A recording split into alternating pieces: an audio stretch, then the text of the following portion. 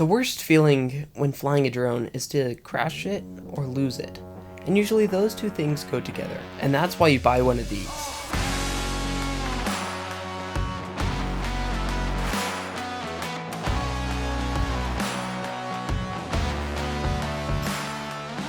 Now what this is it's a tracker. And there are two types of trackers. There's an Airtag or a tile. Now they both accomplish about the same thing. And I purchased the tile before the Airtag came out. Now this has helped me so much when I'm flying, because if I crash, you just have to open the app on your phone, tap find, and it will set off a noise and you can go and find it very quickly. For an example, before I bought the tracker, I was flying and I crashed into a bush, and it took a half an hour to find it, and I was only 50 feet away.